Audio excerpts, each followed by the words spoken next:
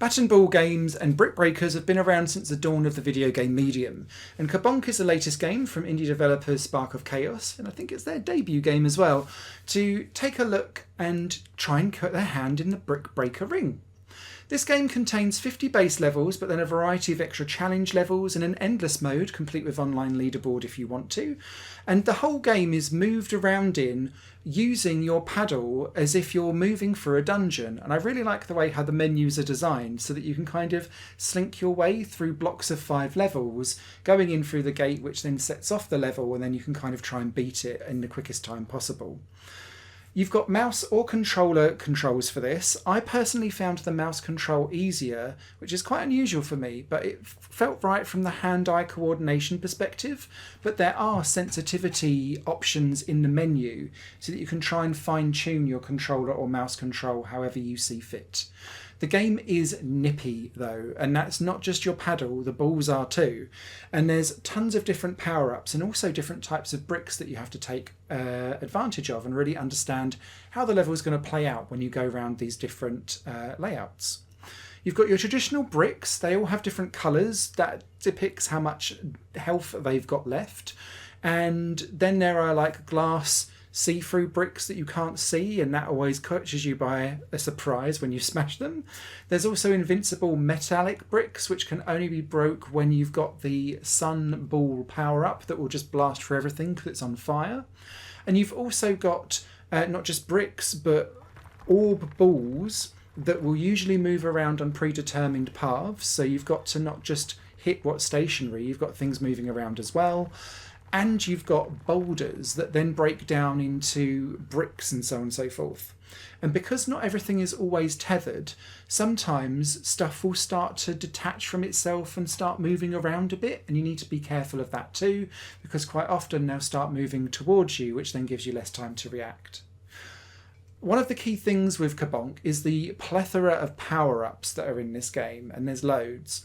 You've got the ability to grow the ball, which gives it double damage. Sometimes it will shrink, which is less great. You can also change the shape of your paddle, and there's like a diamond one, a long straight one, a curved one.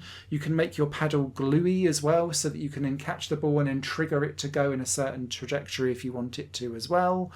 But because the paddle is very rarely just a straight line, it really forces you to think about the angle in how your ball comes in and where it will ricochet back off again. And I think this is one of Kabonk's hidden wins, because it means that you never get stuck in that area where I've had it in some budget brick breaker games. You're stuck with a ball that you can't take anywhere or do anything with.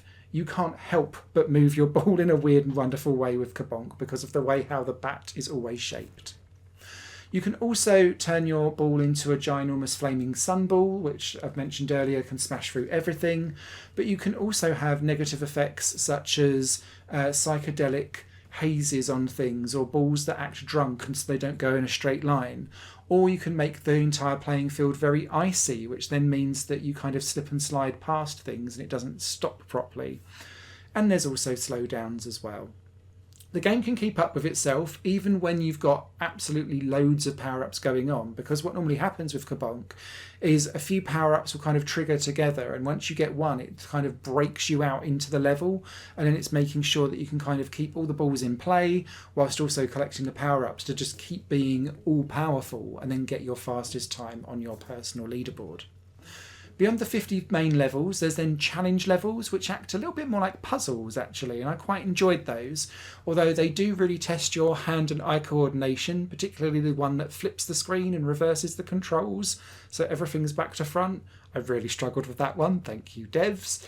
But also there's an unlockable endless mode. I wanted to say unlimited mode there.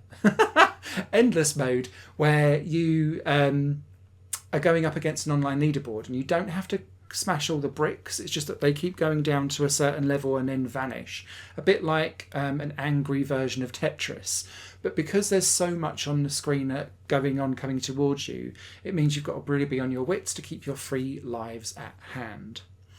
This game is tricky, it's difficult, but it's rewarding and incredibly satisfying when things go well.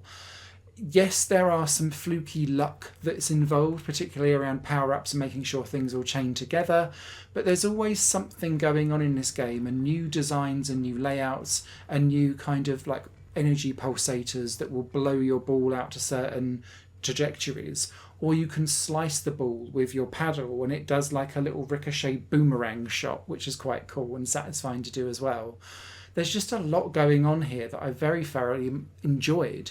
And whilst I think brick breakers are very difficult to do right, because we've played so many of them and we're so familiar with how they work, if you've not got tons of immediate unique selling points like your Shatters of the world, for example, you have to rely on just being a damn good game to play. And thankfully Kabonk is that.